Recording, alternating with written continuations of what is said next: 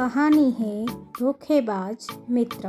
एक घने शांत और रहस्यमयी जंगल के बीचों बीच एक विशाल पेड़ खड़ा था जिसका नाम था मंगल। उसका तना मजबूत था, पत्ते हरे भरे थे और उससे एक हल्की मधुर खुशबू निकलती थी जो पूरे वातावरण को सुकून से भर देती थी। लेकिन इतनी खूबसूरती और उपयोगिता के बावजूद मंगल के जीवन में एक कमी थी। वह अकेला था। दूर दूर तक फैले पेड़ों के झुंड आपस में हवा के संग झूमते, हंसते और साथ बिताते थे, मगर मंगल सबसे अलग एक कोने में खड़ा अपने अकेलेपन से जूझता रहता था।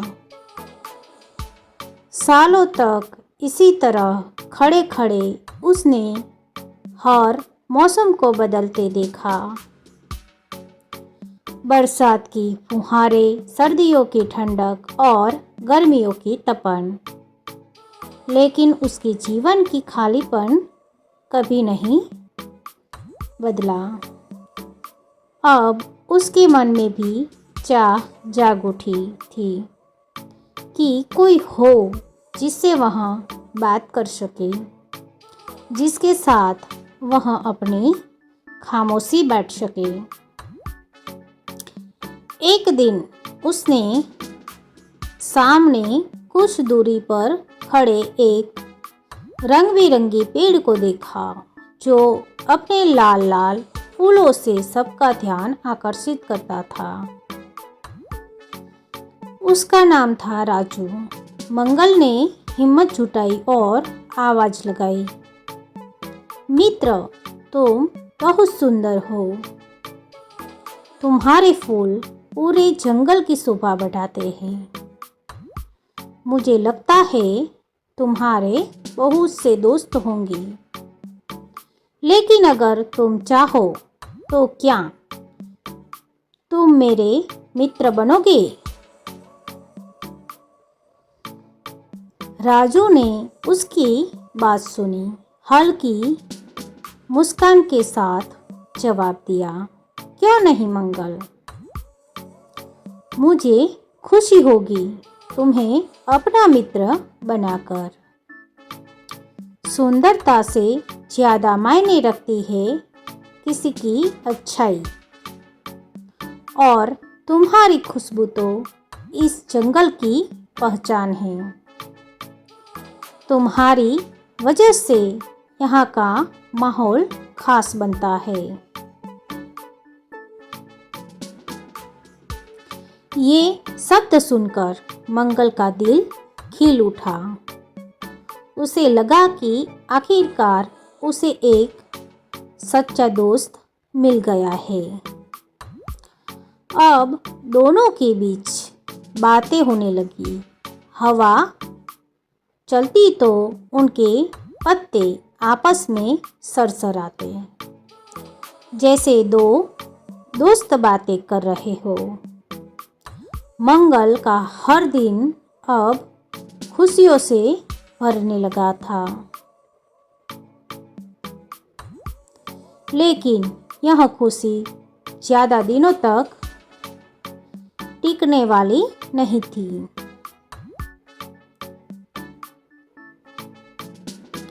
एक दिन दोपहर के समय एक लकड़हारा जंगल में भटकता हुआ आया और राजू के पेड़ के नीचे बैठ गया। वह बेहद थका हुआ और चिंतित लग रहा था। राजू ने उससे पूछा, तुम इतने परेशान क्यों हो? लकड़हारे ने गहरी सांस लेते हुए कहा, मैं रोज जंगल से सूखी लकड़ियाँ काट कर बाजार में बेचता हूँ, उसी से मेरा घर चलता है। लेकिन आज पूरा दिन घूमने के बाद भी मुझे एक भी सूखा पेड़ नहीं मिला। अब मैं खाली हाथ घर कैसे जाऊं? राजू कुछ पल चुप रहा, फिर चालाकी से बोला, अगर सूखी लकड़ी नहीं मिली तो? क्या हुआ अगर तुम्हें कोई कीमती लकड़ी मिल जाए तो?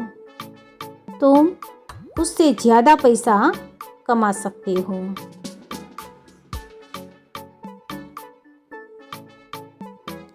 लकड़हारा चौंक गया। कीमती लकड़ी?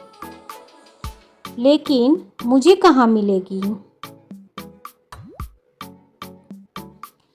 राजू ने तुरंत सामने खड़े मंगल की ओर इशारा किया और बोला, वह जो पेड़ है ना, उसकी लकड़ी बहुत खास है। उसे काटकर बेचोगे तो तुम्हें अच्छा मुनाफा होगा। यह सुनते ही लकड़हारा बिना समय गवाए मंगल के पास पहुंचा और उसकी कुछ शाखाएं काट ली। अचानक हुए इस वार से मंगल को गहरा दर्द हुआ, लेकिन उससे भी ज़्यादा दर्द उसे इस बात का था कि जिस पर उसने भरोसा किया उसी ने उसे धोखा दिया। लकड़हारा लकड़ियाँ तो काट चुका था, लेकिन वह अब भी चिंतित देख रहा था। मंगल ने उससे पूछा, अब क्या हुआ? तुम्हें तो लकड़ी मिल गई, फिर चिंता क्यों? लकड़हारे ने कहा, मैं रस्सी लाना भूल गया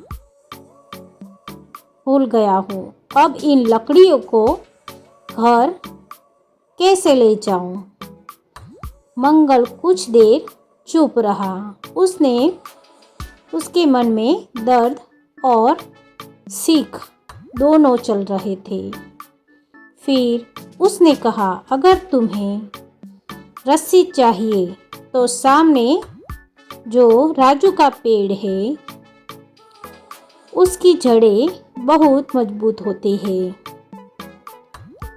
उन्हें निकालकर तुम रस्सी की तरह इस्तेमाल कर सकते हो। लकड़हारा यह सुनकर खुश हो गया और तुरंत राजू के पास गया। उसने बिना सोचे समझे राजू को जड़ से उखाड़ दिया। राजू दर्द से तड़प उठा, लेकिन अब बहुत देर हो चुकी थी। उसकी जड़ों से लकड़ियों को बांधकर लकड़हारा वहाँ से चला गया।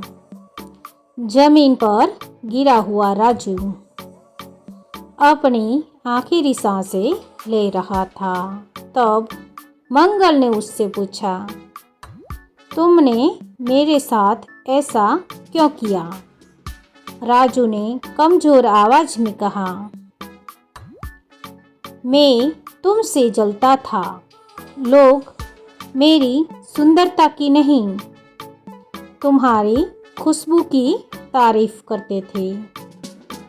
मैं यह सहन नहीं कर पाया,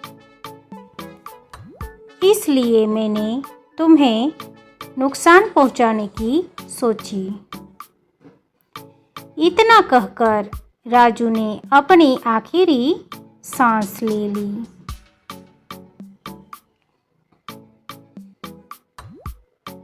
मंगल चुप खड़ा रहा, लेकिन इस घटना ने उसे अंदर से बदल दिया। उसे समझ आ गया कि हर मुस्कुराहट सच्ची नहीं होती, हर मीठी बात करने वाला सच्चा दोस्त नहीं होता। उस दिन के बाद मंगल ने फैसला किया कि वह किसी से भी बिना समझे और परखे दोस्ती नहीं करेगा। उसने यह भी सीख लिया कि बुरे साथ के सच्चा अच्छा अकेलापन होता है। अब वह पहले की तरह अकेला जरूर था, लेकिन अब वह कमज़ोर नहीं था। वह समझदार बन चुका था। उसे पता चल गया था कि सच्ची दोस्ती दिखावे से नहीं, दिल से होती है और गलत इंसानों से दूर रहना ही सबसे बड़ी समझदारी है। सीख: जीवन में किसी से भी दोस्ती करने से पहले उसे समझना बहुत ज़रूरी है, क्योंकि गलत संगत कभी भी सच्चा साथ नहीं देती। धन्यवाद।